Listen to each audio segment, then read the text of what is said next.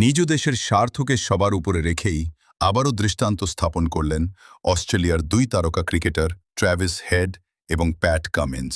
কোটি টাকার লোভনীয় ইন্ডিয়ান প্রিমিয়ার লিগ আইপিএল-এর প্রস্তাব ফিরিয়ে দিয়ে তারা বেছে নিয়েছেন দেশের হয়ে খেলার দায়িত্ব।